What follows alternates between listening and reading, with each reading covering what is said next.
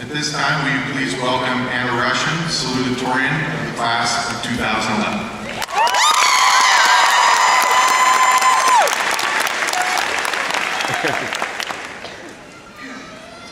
Hello. I would first, in all seriousness, like to take this moment to honor one of our classmates that couldn't make it here physically today, but we know that the spirit is shining down on us right now, and that's Kim Young.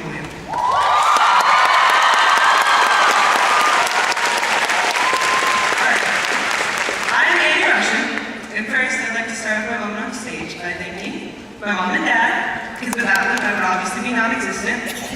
I'd like to thank my older brother Alex for allowing me to learn from all of his mistakes and achievements, and also for just being the best big brother I could ever have. That's my sister! I'd like to thank my dogs, Buster and Sport and Costa Russian, for providing me comic relief and comfort when I needed it most. I'd like to thank my grandparents for constantly supporting me, especially my grandma Jenny and grandma Maria, who couldn't make it out there today. Thank you, grandmas, and all the other Russian and Costa clan that's over there. Thank you. I'd like to thank all my teachers over the years for instilling me in my head so much knowledge, especially Miss Lawrence for helping me with this speech out there, and Mrs. Suarez for being the most effective teacher I've ever had. I'd like to thank you, my fellow peers, my teammates, my classmates, my friends. Thanks for all the memories and all the laughs. Most importantly, I'd like to thank God for giving me life and the abilities to set forth and accomplish my goals. Now on to business. I have lived my entire life in the 78681 area code. I went to Fernbluff Elementary. Shout out to Alec Writings and anyone else in Miss Wood's kindergarten class. We were her first class to graduate. Yeah. I then attended Chisholm Trail around our high school. I'm proud to say that I'm a dragon, and I'm proud to walk across this stage today with the kids that I've grown up with, that I've known for 13 years. I'm not quite sure what I'm supposed to say to y'all today. All I know is that I'm graduating and leaving my childhood behind. I'll be attending Providence College this fall. That's 1,904.5 miles away. I Google mapped it. I know I'm in for a huge change. Still, I'm confident in the path I've chosen because I feel the knowledge I've consumed throughout my educational career and around our diocese I've been prepared for what's to come. Those of you who know me are well aware I tend to march to the beat of my own drum. My mom always tells me to let my freak flag fly, as long as it's respectful and appropriate, of course. I feel here at Round Rock we're given the leniency to do exactly that. I'm an athlete on the volleyball court, a nerd in the classroom, and a musician on the weekends. I spent the past 4 years of my life successfully participating in as much as my little body can handle. I worked myself to the bone, waking up at 6 a.m. every morning for volleyball or basketball practice, staying up until midnight, doing homework or studying for an intimidating test.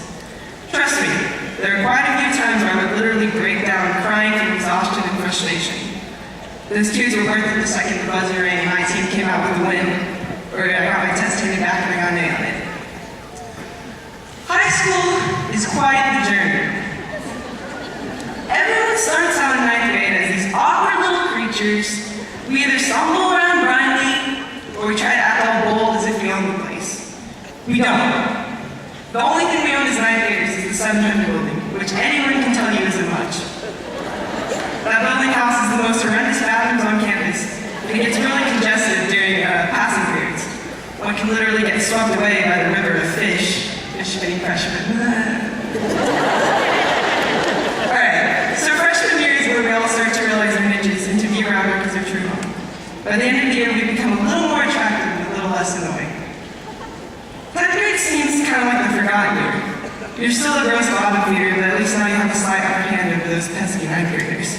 There's only one thing every sophomore looks forward to: their license. I remember feeling so cool getting into my car and driving the 5-metal truck to my house in high school.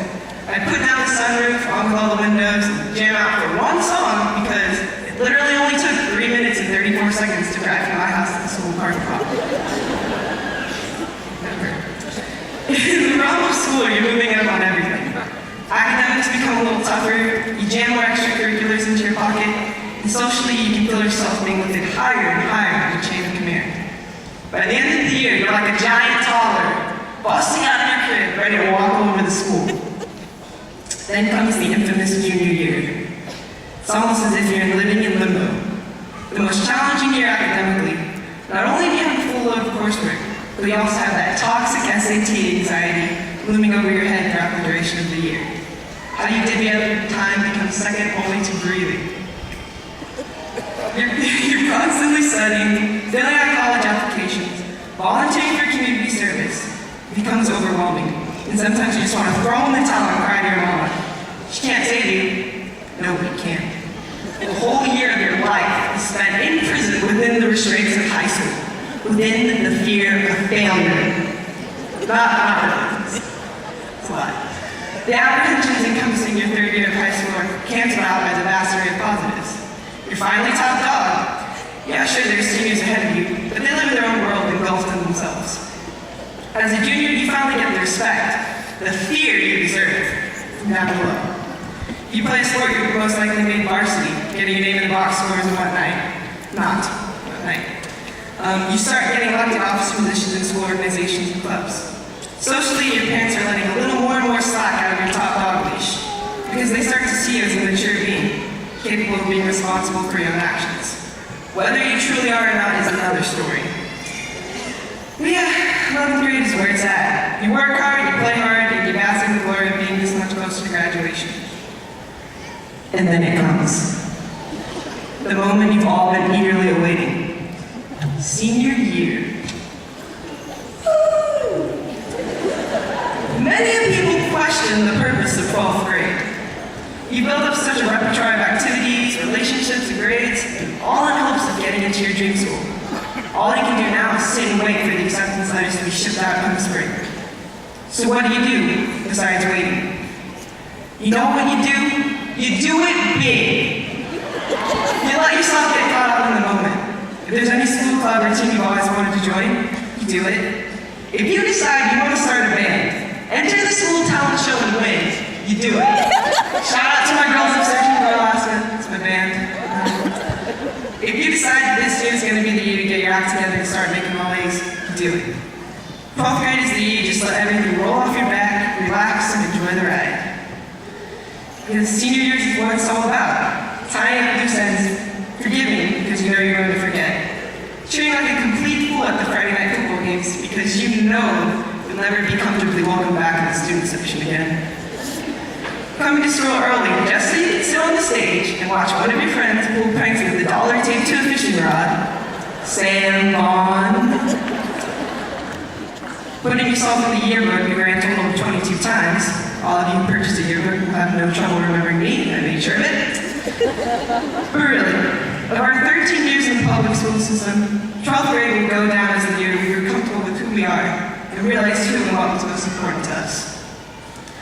I've accomplished a whole heck of a lot since I was one of those ugly little freshman creatures.